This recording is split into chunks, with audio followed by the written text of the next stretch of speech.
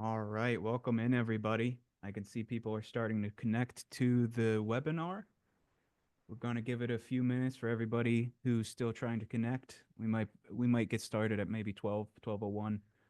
We'll aim for 12, but I just want to make sure everybody has a chance to get in before we kick things off. I hope everybody's having a great start to their Thursday. Just another few moments. I appreciate everybody's patience. We have a great presentation set up for you today. I'm really looking forward to it myself.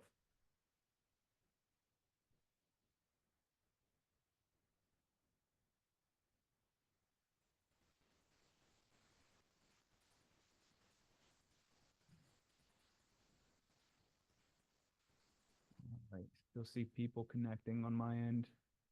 Bear with me.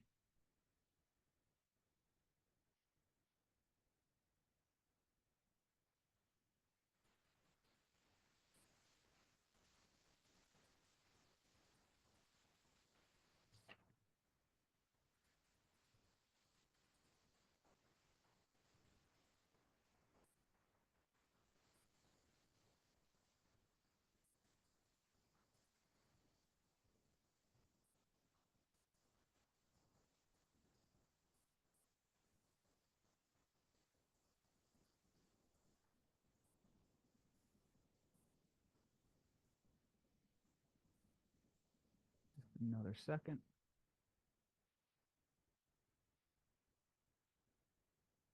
All right, that should be enough time. All right, let's get started.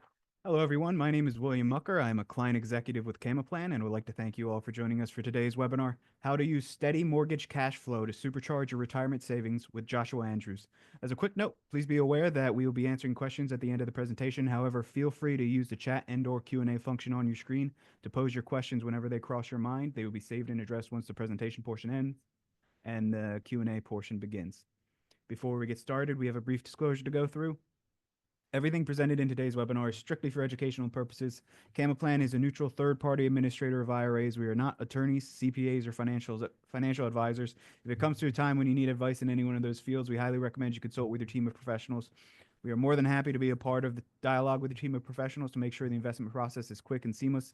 We do not sell any investments at Camaplan, nor do we endorse any products. We will never call you about the next best investment opportunity. We believe that you should always do your own due diligence before investing your money, whether it be your retirement funds or otherwise. Once you have found the investment that is right for you, we will help you open your account, fund that account, and facilitate the transaction into that investment. Here is my contact information. If you or anyone that you know who you believe can benefit from the information have any questions about what is discussed in the presentation today and how it applies to self-direction, please do not hesitate to contact me. I would be more than happy to help. And without further ado, I'll pass the controls over to you, Joshua. Thank you, William. I appreciate you having me today. And I don't know how you got through that reading it so fast. You didn't miss a single word on that. So you've either practiced really hard or yeah, that was perfect. This isn't my first rodeo. Yep, that was nice. Thank you. Well, Camaplan and William, thank you for having us today. And I'm excited to talk with you as an investor to other investors and share with you a little bit about my journey and something that I think will be helpful for your audience as well as investors and people thinking about value, protecting their assets, and really just growing their wealth in a safe manner. So let me go ahead and pull up my slides here. Make sure I can do that.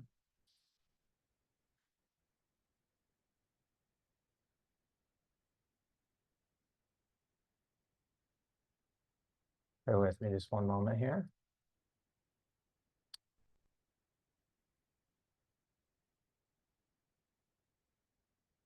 Okay. I will share my screen, and then we're going to go ahead and start this. Can you see that okay? Looks great to me.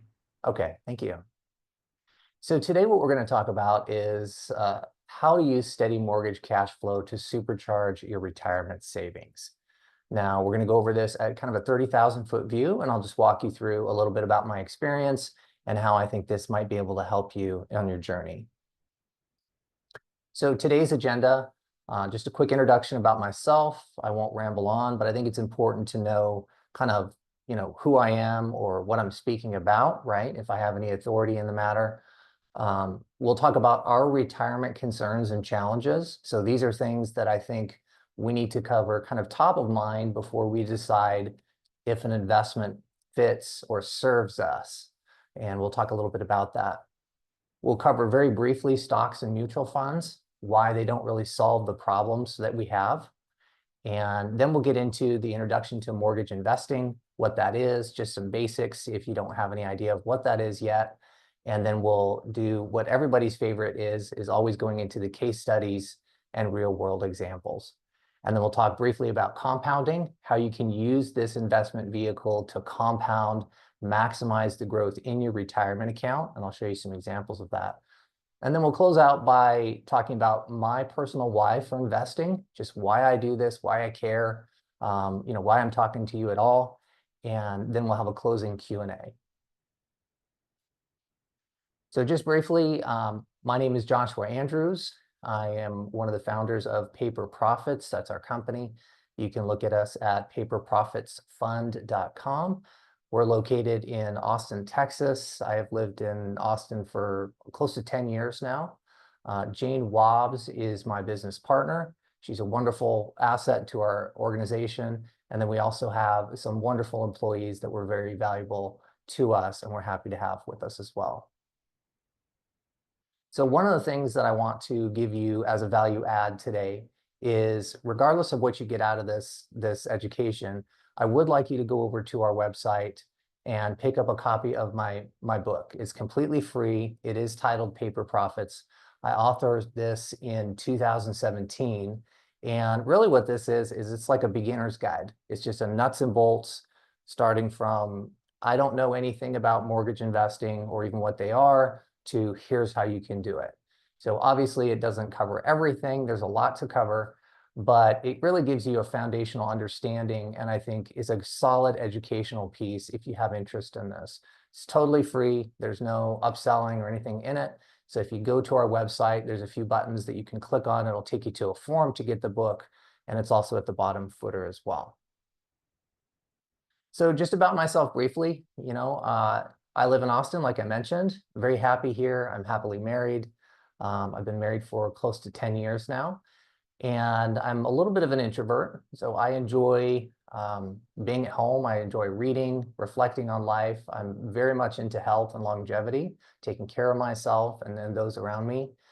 I began mortgage investing in 2012. So I really started out knowing nothing, just like you might have no knowledge of this subject. So I started out from zero, and I started with $19,000 from my self-directed IRA. And that was really kind of how I got my feet wet. I bumped into a mentor at the time who really helped hold my hand, show me like, hey, this is what's going on. Here's how you mitigate risk. Here's what you do. And so I learned that way with my own money. And prior to that, I had been an investor. I still had a day job, but I was investing in single family homes, and I had done some stock trading and just a number of things. I'd been involved in syndication. So I had background with other investments. And my real goal at the time was to provide cash flow where I could become financially independent, right? To where I didn't have to worry about someone else for a job and things like that, which I think is a really admirable thing for us to do. So that's how I started, and had a lot of mentors along the way. Fast forward to today, our company is managing other people's money as well, so other investors' money, my own money as well, but that's what we do.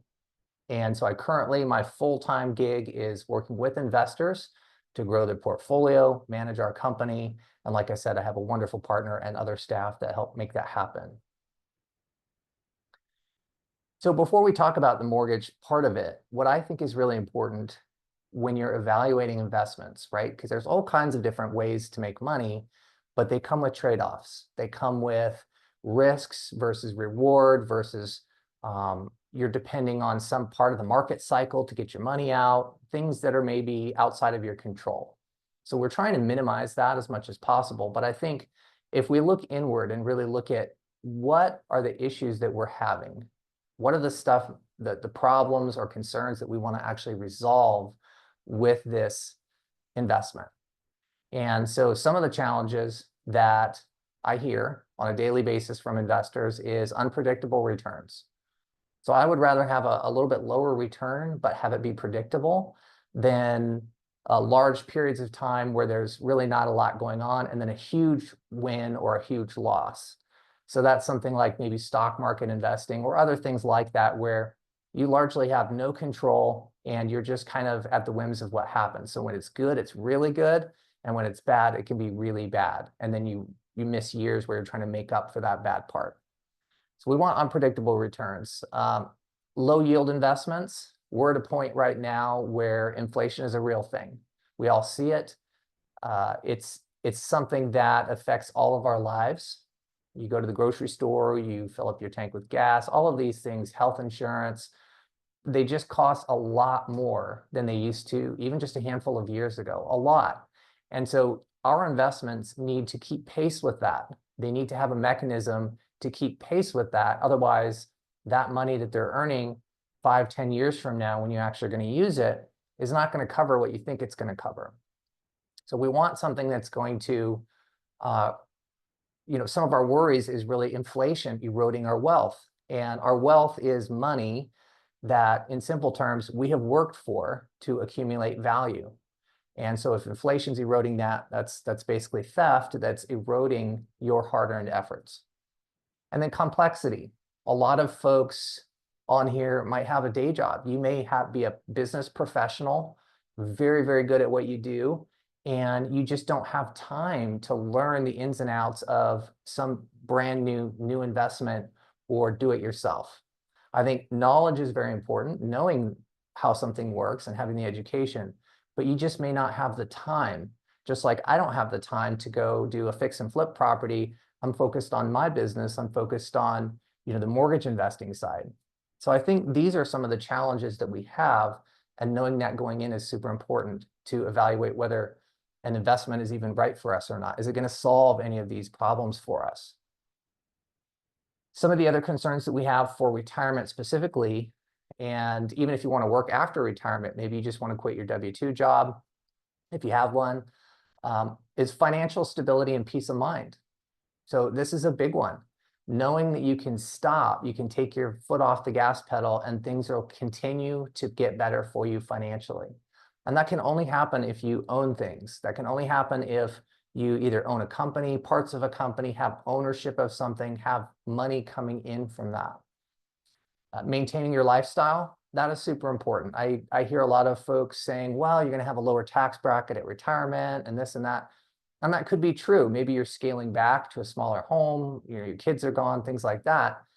But I don't think any of us really get excited about downgrading our lifestyle, right? Like you still want to live your life the way you want to live it and enjoy it.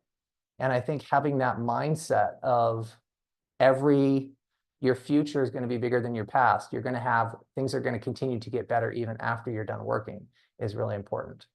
And then freedom and flexibility, that's the being able to live life on your own terms, not really focusing on how much it costs to go out to dinner, because in general, you don't have to worry about money as much. Now, obviously, if you want a jet or you want, something extravagant, obviously you're going to need to plan for that. But in general, it would be nice to just live your life where you're not solely focused on your decision-making process of how much something costs. And then early retirement and wealth building. Some people, I know some people personally who are very, very good at what they do, business professionals, but they're burnt out. They just want to stop. They're done doing it, but they can't. And the reason for that is they're not there yet with the passive income and the investments. So those are real concerns that I think we all have in the back of our mind that is important to address going into any potential investment. Is this thing that I'm proposing or thinking about going to fix any of this for me, right? So one thing I did want to point out briefly, we won't dwell on it very long, but the stock market is typically not the place that you're going to accomplish fixing these issues. Now, I'm not saying you can't make money in the stock market. I know a lot of people who have. The issue with it is it's not consistent and you have zero control. You don't have anything that's really backing your money. And I personally have family members who have lost quite a bit of money in the stock market just over a 2-day period, just because things changed and I lost 150 grand, that kind of thing. And so now they're just waiting, well, how long, how many years or how many months is that going to take for me to make that back and get to even, right? So one thing I did want to point out that I saw recently was, the Standard and Poor is basically a stock market index of the 500 largest publicly traded companies in the US. So it's kind of like a barometer of how this whole thing is doing in general. And I saw a thing from Goldman Sachs recently in 2024 that said they estimate that the S&P 500 will deliver an annualized total return or nominal return of 3% for the next 10 years. So that's from now to roughly 2034, right? So that doesn't mean all stocks. It just means that, like, if you're throwing your money into that, they're estimating, these are the big boys, these are the guys that run a lot of stuff. They're estimating that the investment's really only going to be 3% a year. So that's not going to keep up with inflation. That's not going to make you rich. That's not going to free you up to live that life you want to live. So I emphasize this, and I can drop the actual link to the article online. It's a huge article. I mean, it's massive. But this is something to understand, right? So this is a tool that won't accomplish fixing the issues that we just went over. So shifting a little bit to mortgage investments, and we're going to take a 30,000-foot view. I'm going to show you some case studies here. Well, really what we're looking at is a different animal. We're looking at something that does have stability, that does have consistency, that has much lower risk. Now, it doesn't have zero risk. There's always risk in any investment. Otherwise, it'd just be a loan or a guarantee. And none of this is a guarantee. What you have with mortgage investing, and we'll talk about what a mortgage is and how it works, the mechanics, but really you can think of this as buying almost an annuity, right? Like, so you're putting up a lump sum of cash, you're investing a lump sum of cash for a consistent income plus interest. So it's a very consistent income. It's predictable monthly cash flow that you can compound or you can just spend on life. It's much lower risk because this loan or the mortgage is actually secured against real estate. So this is real estate that either you or whoever's managing it has vetted, has established value in it, and that has mitigated risk to where if this borrower stops paying, you have something to take. You have something that you have a legal claim to. And then it's passive wealth building. So this is not something where, like, you own a property, you have to deal with tenants and toilets and other issues that might come up. There are issues that can come up with mortgage investing, but they're very passive in nature. I mean, it's just paperwork, basically. You're never going to be called on site to this place. You're never even going to go into the home. It's a totally different thing, and it's something you can do from anywhere. So a handful of other things that I think is really important is this is an inflation hedge. And how you can think about that is homes generally keep pace with inflation. Not exactly year for year, but in general, over time, they keep pace with inflation.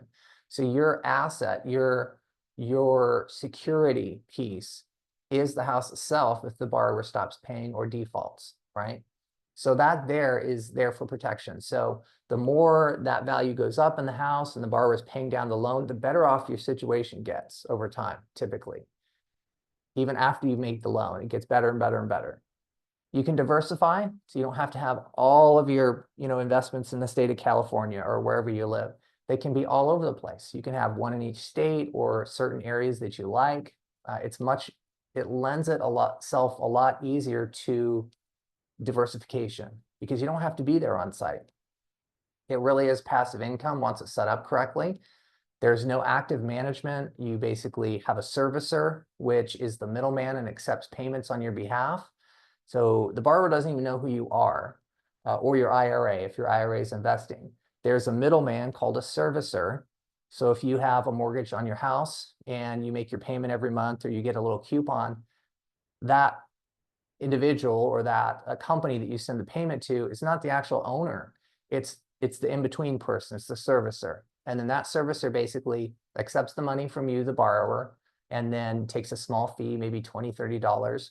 And then the rest of that money goes to the actual owner on the back side of this, which in this case would be your IRA.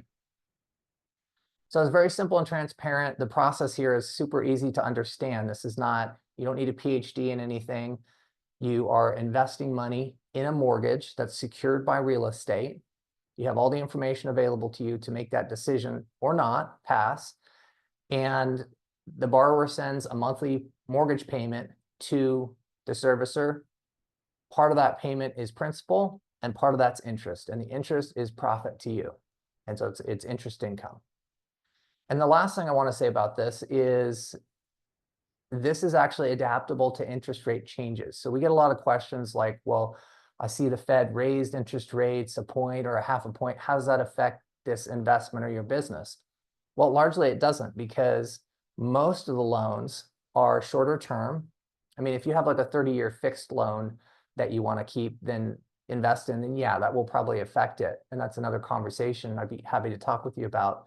But in general, you want to focus on shorter term loans, anywhere from 6 months to maybe 5 years in general. And what that means is you're going to get that money back quicker, right? And so if there's any interest rate hikes or anything in between, you've already got your money back and you're just going to redeploy it at the new rates. So you keep pace with all of that. So you're never going to be where you made a loan at 5% and now interest rates are at 15 and you're like, can't get rid of this thing, or you're making not enough money. You never get to that point. So that's a key piece to understand. So we'll back up a little bit and talk about, what is a note and mortgage specifically. So you'll hear that term kind of interchangeably, and the basics of it, the mortgage can also be called a deed of trust, depending on the state. So a deed of trust is typically in a judicial foreclosure state. So the mortgage really is the security piece, the security instrument. And these are bought and sold all the time. You can get them for almost any amount, and you can buy these inside your IRA. You can have somebody manage these for you. Like, there's all kinds of things you can do. The mortgage itself is secured against the actual property. So the property that we talked about, and I'll show you some examples. This is the piece that's recorded at the county, wherever the property's at. And this mortgage is a legal claim. It states you and your IRA are owed X dollars by this individual. And if it's not paid, here's the security, right? So nobody else can just sell the property or anything out from under you without actually having a clean title and paying that loan. So it's a public security piece. So the second piece to this, there's another document, and it's called the note. And these are both created at the same time whenever the loan is made. So you get the mortgage and the note. And the note you can think of as like a promise to pay. So basically an IOU. And an IOU, or the note, is something that can be bought and sold. So this is really, the note spells out the terms. So it's going to have the maturity date, or the date when it's all due. And that might be 6 months from now or 10 years from now, whatever that period is. The monthly payment amount, when the payments are to be made, any late fees, any grace period, the interest rate, all of that. It's going to have that clearly spelled out. And typically the note is not something that's on title, but it is an official document. So the mortgage is usually recorded and the note's not. But when you hear about note investing or mortgage note investing, or it's the same thing. You're buying that annuity stream of payments from this borrower. So how do you profit? How does this work? I'll walk you through just briefly kind of a high level view of it so you understand the mechanics of it, and then I'm going to show you a couple examples here. So how you profit as an investor is a loan has to start somewhere, and that's called origination. So if you buy a loan as pre-existing, somebody else created it, they originated it. Could be an individual, could be a bank or a credit union, but however it started, it had to originate. So step one, it originated, it was created, it was born. And then step two, this loan's performing and paying. So how does that work? You have loan management and servicing. So the servicer is a third party Think of that as like your accountant, your bookkeeper, and they're the face to your borrower. So they send out all kinds of statements and year-end statements and things like that for taxes. And basically what happens is that's all the borrower knows. The borrower will send payments to the servicer, and then the servicer remits those payments to you or your IRA. So you're not interacting directly with the borrower. Once the funds are remitted to your IRA or the investment entity, if you have someone managing that, then you just have a simple accounting on your side, which is, part of that payment is return of capital or principal, and then the other part's interest. And then eventually, at some point, that loan is going to pay off. So it's either going to come to maturity where the borrower has made all the payments and now it's just finalized, or they're going to sell the house early, or they're going to move, or something's going to happen, and they're going to pay it off. And so when that loan payoff happens, you're going to get that full amount in, plus the interest up to that point, and then you're just going to reinvest. You're going to take that and you're going to reinvest and just keep rolling it over. And that's literally it. It's not any more complicated than that. It's a very simple process and model. So one of the things that a lot of people don't like to talk about is what are the risks? Because there's always risks. And if we start with how great things are and you leave out the risks, I think that's unwise. There's always risks in everything. So what are they with this kind of thing? Well, the risks are, the main risk is the borrower, you loan money or you buy this loan that's been originated and they stop paying you, right? That's the biggest, that's the problem. It's very rare. It does happen. I've personally dealt with a lot of those, so I know inside and out how that works and what to do. But primarily what happens is people aren't bad people. They don't just wake up and decide, oh, I'm not going to pay my mortgage. That's not how it works. What happens is someone died, right? Maybe a spouse that was earning the income passed on, or the only person passed on, they died. Job loss, they lost their job. They can't pay you. They want to, but they can't. They're sick. They're in the hospital. They have crushing debt, something like that, or they just got divorced, and that's an issue. So what happens in these cases? There's always an exit. There's always something that is fixable. It's never a situation, at least I haven't encountered a situation yet, where you're completely just out of luck. Typically what will happen in these cases is you have a secured instrument against the property. So that's your recourse. If you can't work anything out with the borrower, if they don't want to sell it, if you can't force them to do anything, then you just foreclose and sell. And I have personally done hundreds of those with the intention of keeping the borrower in the property, just modifying the loan.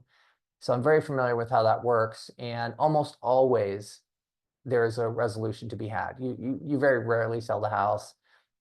People don't just walk away for no reason, right? So you have something tangible. And just to let you know, this foreclosure idea shouldn't scare you. This happens probably 3% of the time. So you can think about if you own 3 to 5. So let's say you own 100 loans, 3 to 5 of those are going to go bad, and you're still going to get your money back. It's just a little bit of a hassle to go through that. It's not like you're wiped out. So there's a lot we could talk about on this, and maybe another webinar that goes into this. I'm shooting some videos on a deep dive onto this type of topic, but this is worth bringing up, right? It's very rare, it's fixable, and you're typically never wiped out.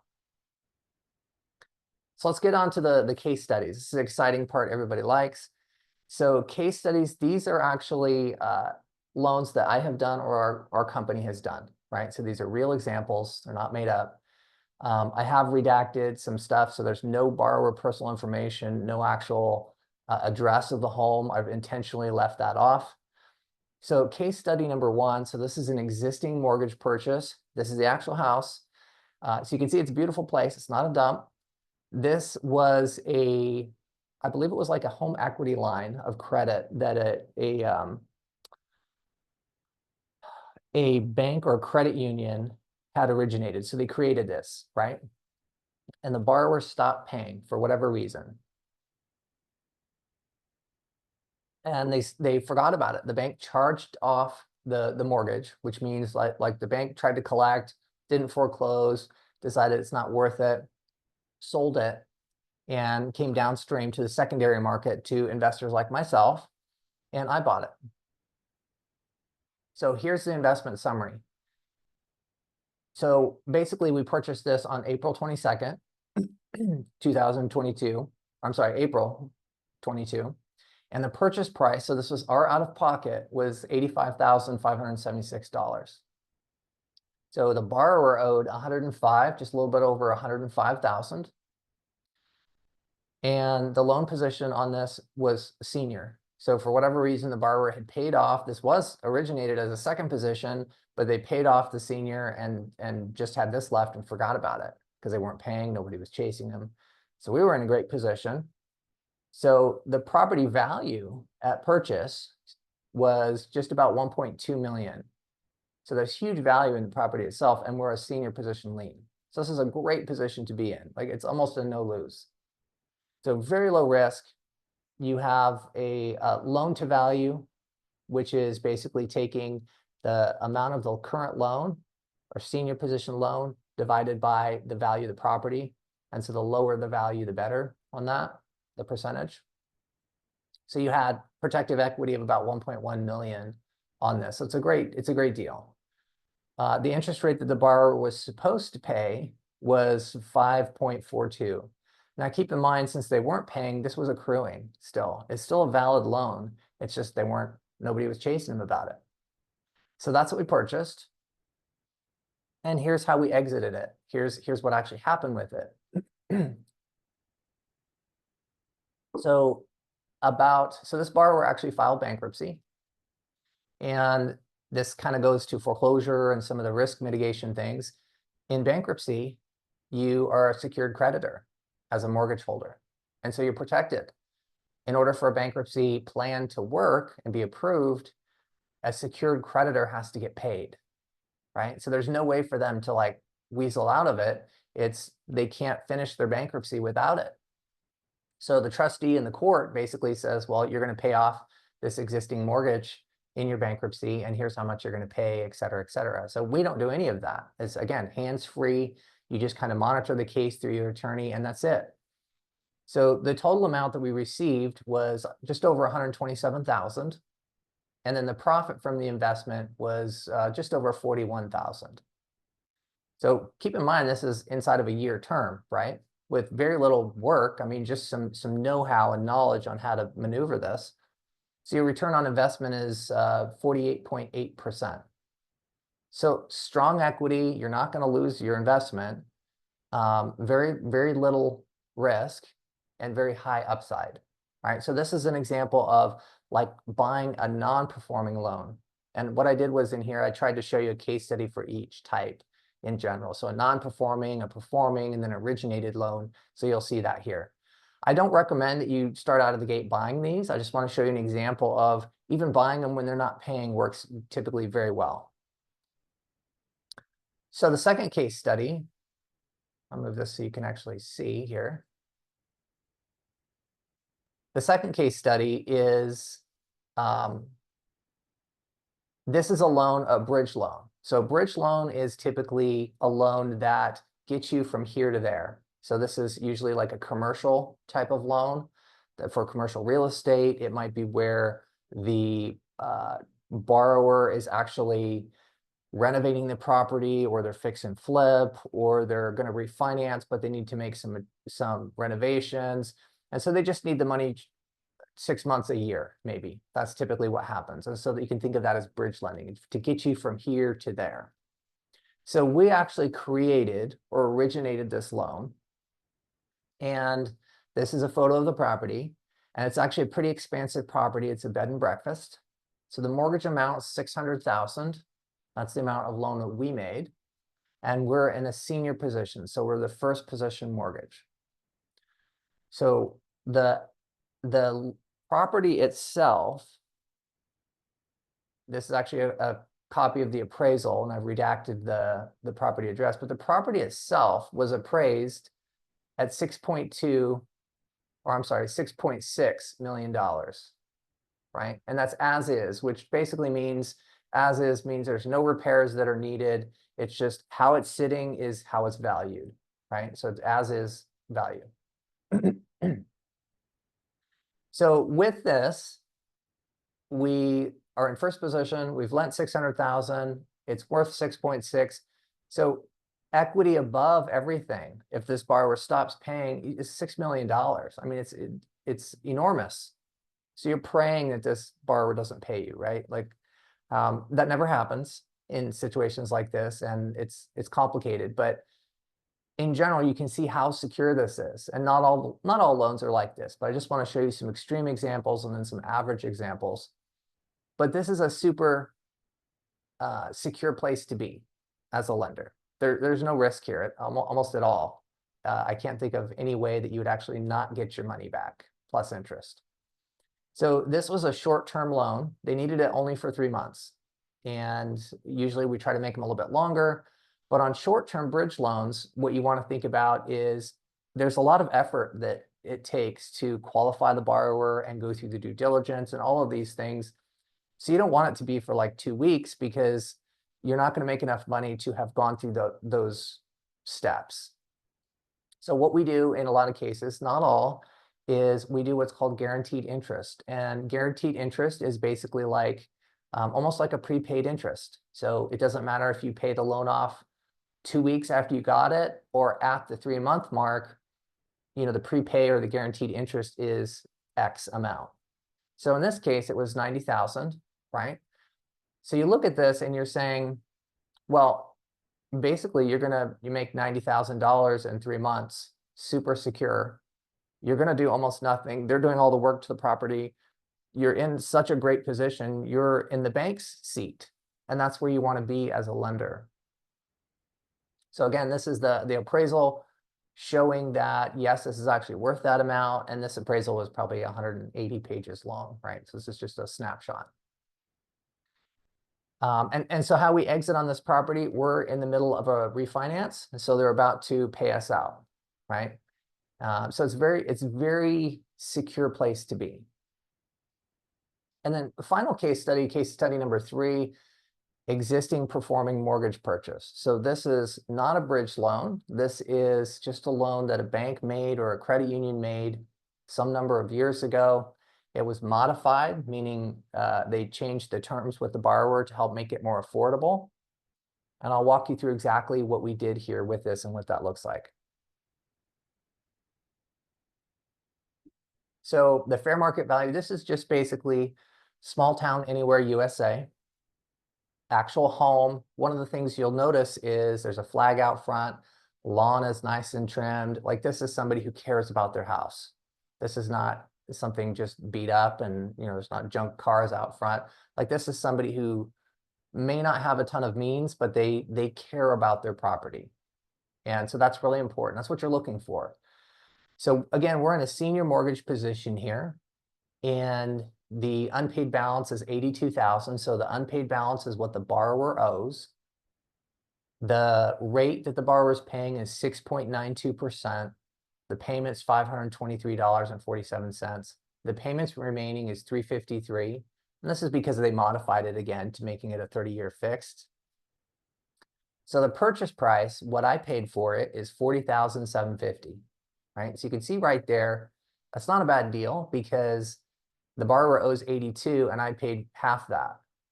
So if they decided to pay off next month, I'm going to make an extra 40 grand in that period of time, right? So you can do the same thing with your IRA. The annualized yield, we haven't talked about yield, but you can think of that as an interest rate, right? That's how you're kind of measuring the pulse of how hard is your money working. And the annualized yield for this is 15.34, so just over 15%, which I'm completely good with. And then the discount is 49%. The discount is really just the difference between what I paid for this mortgage and the unpaid balance, right? Again, so what I paid for the mortgage and the unpaid balance. So here's what it looks like. Let me move this so you can see a little bit better. So this is a payment schedule, right? To show you kind of, you can project out into the future what your payments might look like. And this is a great way to actually project out into the future what these investments will do for your retirement. And it's not going to be exact. Borrowers may stop paying and then start repaying and things, but it's going to be close. So you can see that my out-of-pocket on line 1 here is $40,750, and all these payments going down. And if I waited, which is unlikely, very unlikely, but if I waited until this guy paid off the entire time, you can see that the total amount that I would have took in is 209,000. And granted, that's over 30 years, so that's not very exciting. But you can see it's super consistent and it builds value. So imagine if you were, every few years or every month, if you had enough of these, where you're just reinvesting that to buy another loan, buy another mortgage, make another investment. And this thing just spirals out of control. So you can see how much that this borrower will end up paying you. And it's just a wonderful thing. It's a wonderful place to be. Very low. I don't think I've looked at this file for several years, honestly, except to pull this information up. So very low hand-holding whatsoever. So one of the things this is actually a snapshot from one of our loans in the servicing portal. So a servicer has all of this stuff. They keep track of all the payments. You can see that for yourself. And it just shows how consistent these are. This is not the same loan. And it just kind of goes down like every month, right? So imagine if you could chart that out with relative certainty, not exact, but relative, and you could actually plan your retirement. You could plan your financial future because you'd know relatively certain in the future how much money you'd have, right? So that's the idea here, is consistency. These don't need to be 30% returns. You don't need to have home runs. You just need to have consistency and protecting the actual principal, the investment that you've worked so hard for. So this is just a very basic projection of, let's say you have 200,000 and you've got 15 years left, right, before you need to actually access that money, and you're earning 13% a year. So if you compound quarterly, meaning you're getting interest from your payments, and every quarter you take just the interest and you go back and you reinvest, right? So 4 times a year. Basically starting with 200,000 over 15 years, you're going to have 1.162, so almost $1.2 million, right? From something that's pretty passive. I mean, you monitor it like a bank account, but that's it. You're not out there touching toilets. You're not fixing stuff.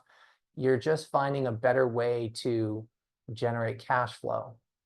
And this is super powerful because imagine if part of this or all of this was in your Roth. Let's say it was tax deferred, or not tax deferred, but basically tax free. So all of that, everything that would compound in there would be yours to keep without tax. So this is super powerful. And before we start kind of winding down here, what I want to point out is you're not banking on appreciation. You're not banking on future value of like, oh, this is going to go up in value, or, I think the economy is going to recover. Like none of that. You're just banking on the main things you're looking at is the value of the property when you go in, and can this borrower make the payment? And then you're worrying about the rest later, but you're really doing a lot of due diligence up front. 80% up front is the heavy lifting. There's a lot to it, but once that's done, that's it. I mean, a lot of folks you never even look at it. The only time you would look at it is if you missed a payment and it didn't come in.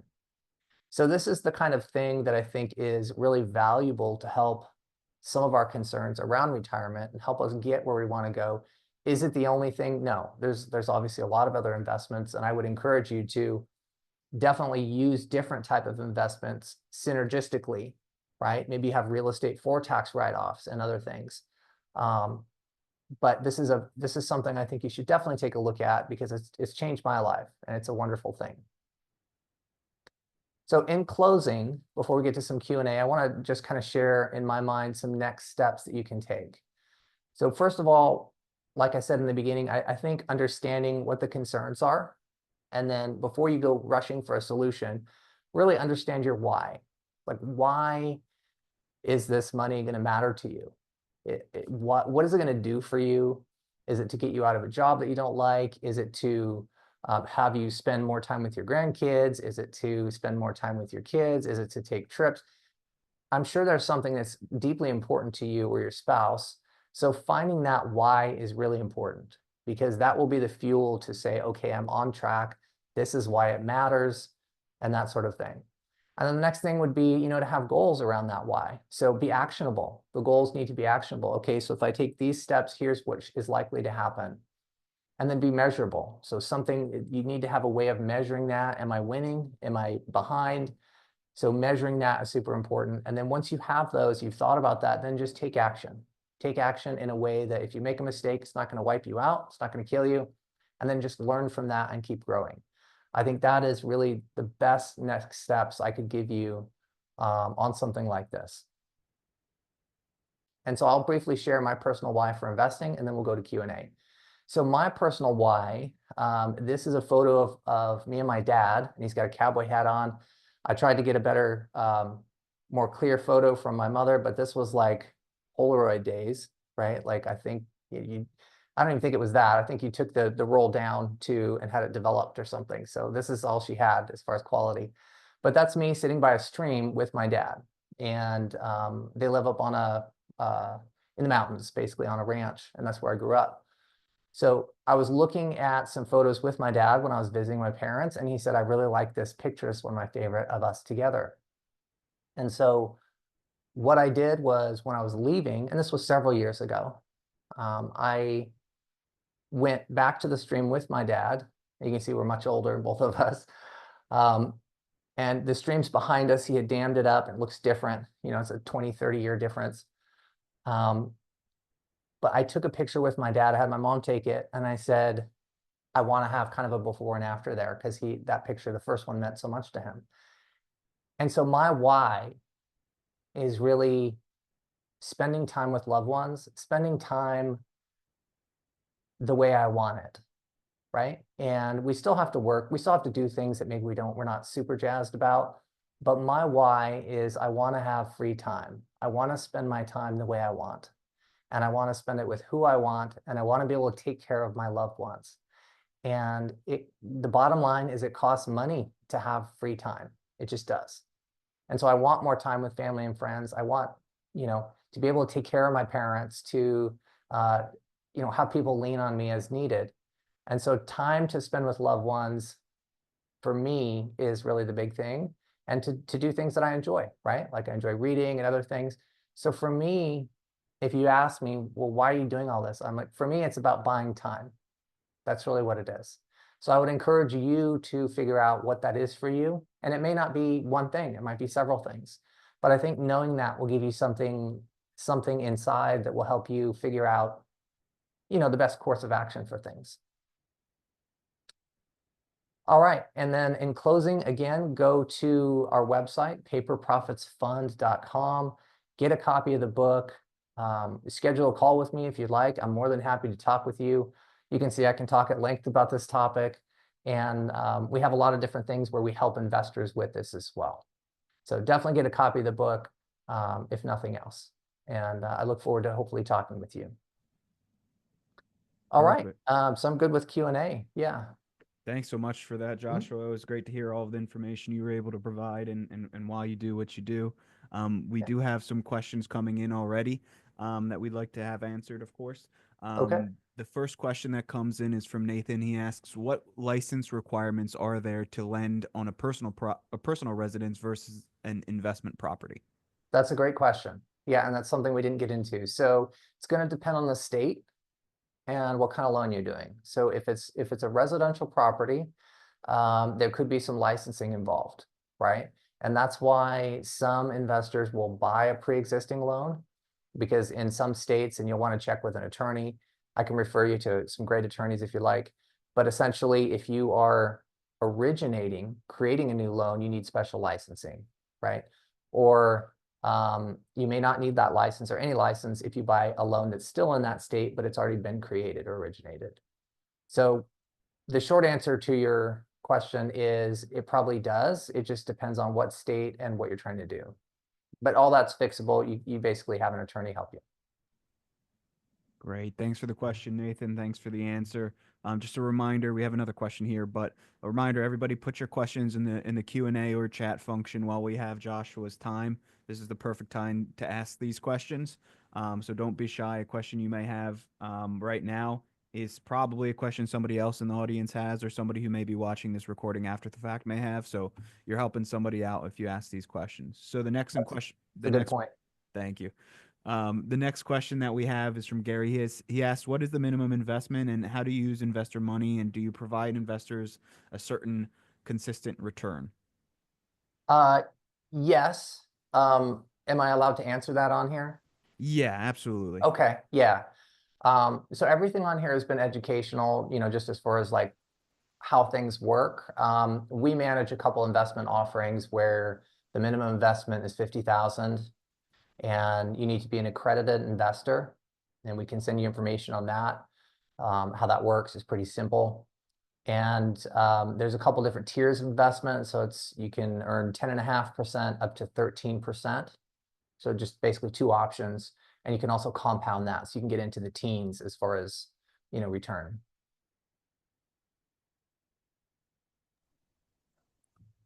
Perfect.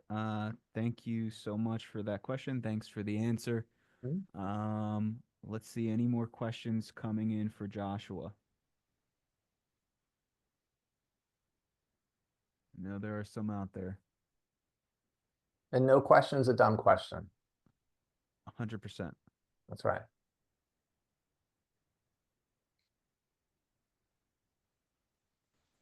Jo- While people are here comes a question. Ashok asks, "Do you work with private trusts?" Yes. Yep. Yeah. So we work with trusts of all kinds, family offices, individuals, right? So just LLCs, individuals. We work a lot with self-directed IRAs. So yeah, I mean, as long as it's legal, clean money, we can typically work with that. Great. Thanks for the question. Keep them coming. Another one comes in from Scott. He asked, "Where does your fund invest?"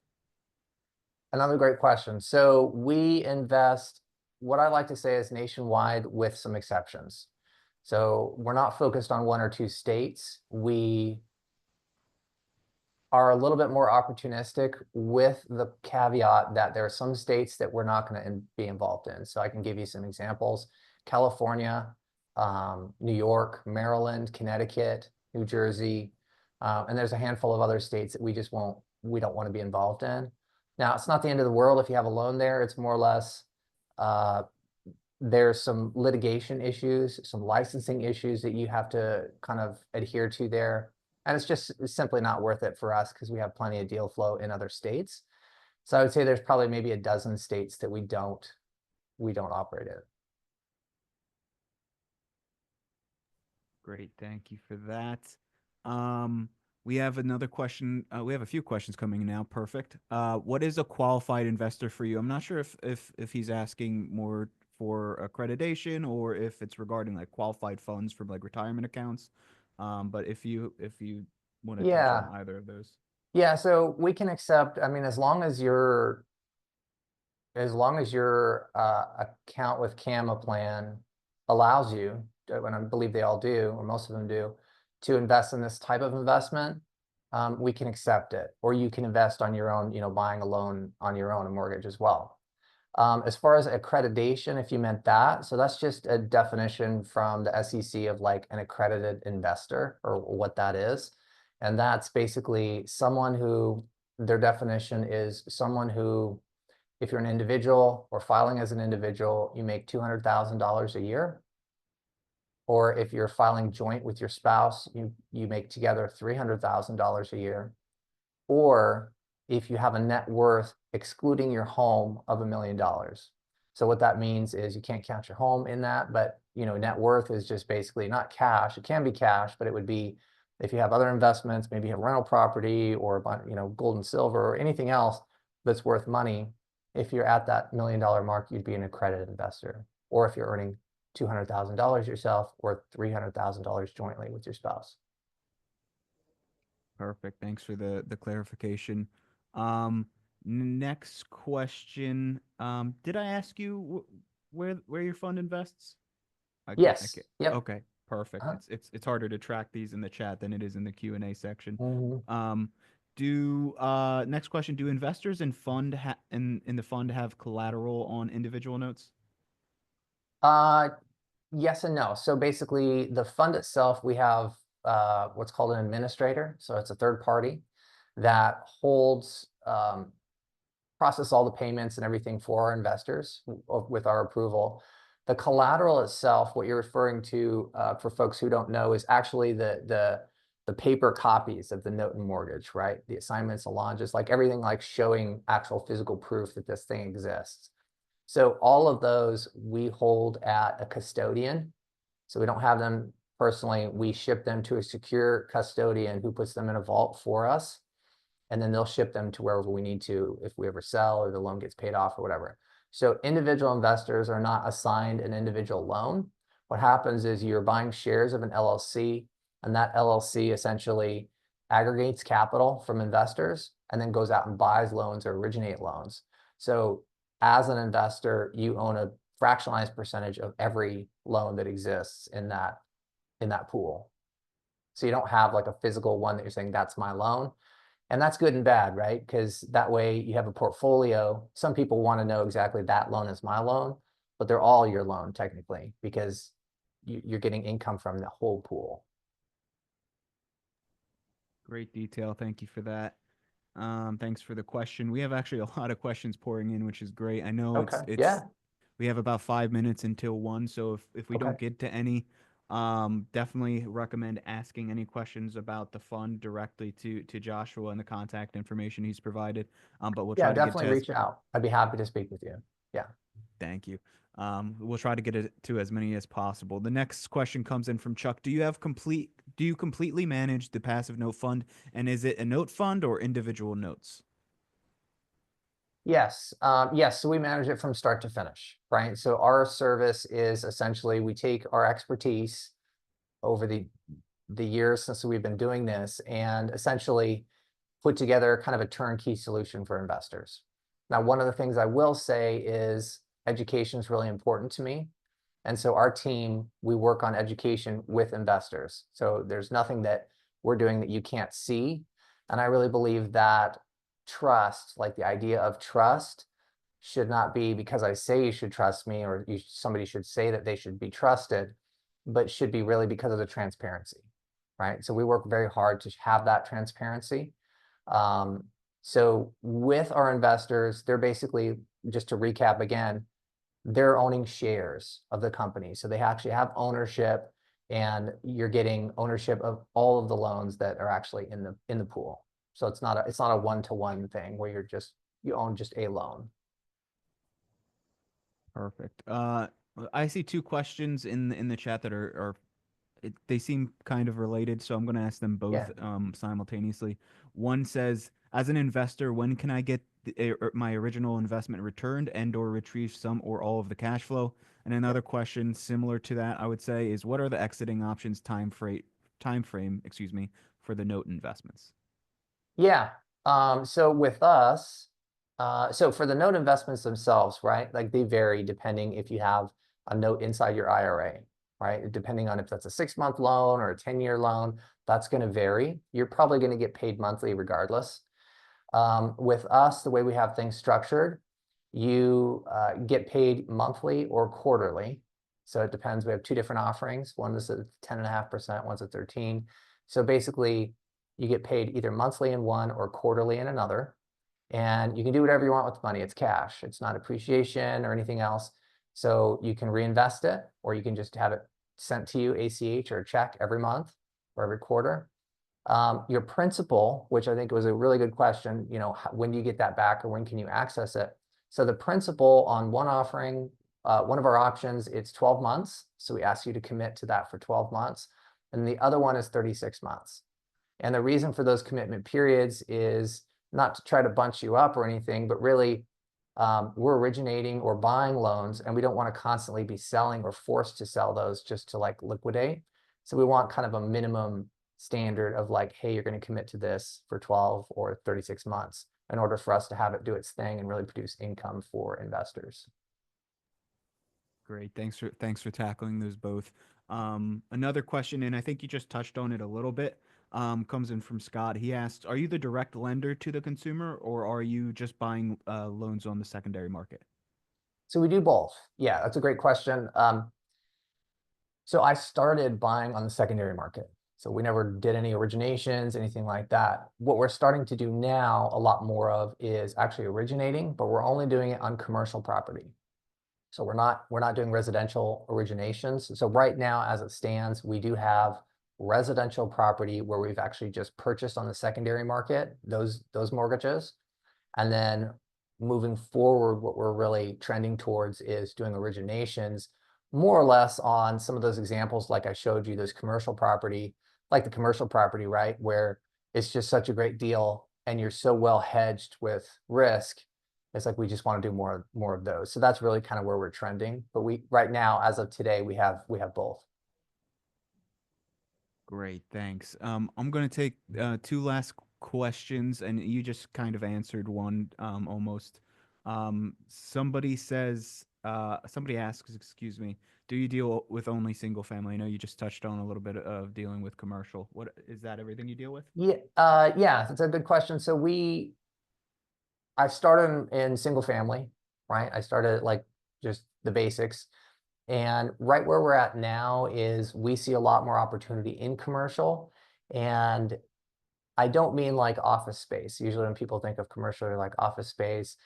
Like here in Austin, office space is not a great purchase. And that's the same in a lot of places in the US.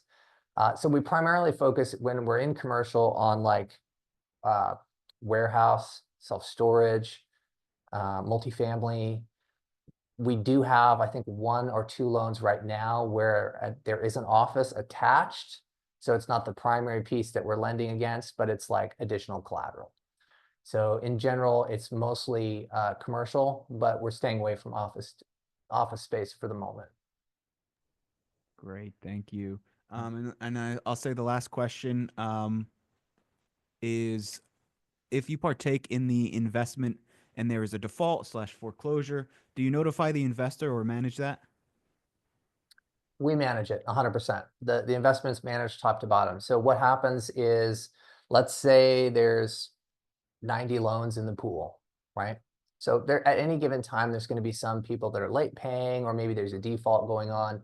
So we're not necessarily going to say, oh, you know, this one's defaulted and we're going to handle it. It's just going to get handled. And that will still show on reporting and things, if there's ever a loss.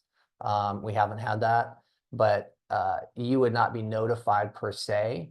What would happen as far as education for you is every quarter we have a webinar very similar to this, where we have live Q&A and we go over what the portfolio health looks like. So what's in it right now, like how much is lent out, what's performing, what's the monthly cash flow, all of that, the financials.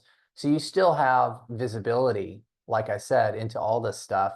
It's just we're not coming to you trying to worry you, because the whole idea here is to go on with your life, knowing that this is secured, well managed, and you can jump in and kind of take a look anytime you want, whether it's a webinar or financials or whatever, but we're not coming to you, worrying you every time. We're just handling it. Perfect. Thank you. And just for the sake of time, there are some questions, and I hate to cut them off, but I think it would be best to definitely reach out to Joshua for any questions regarding the investment and track record and all of that good stuff.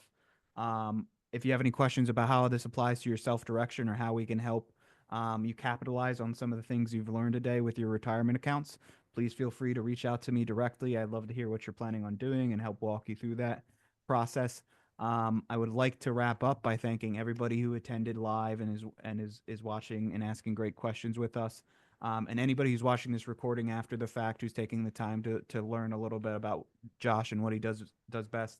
And most importantly, I would really like to thank Joshua and Paper Profits for lending their time to provide all this information to everybody.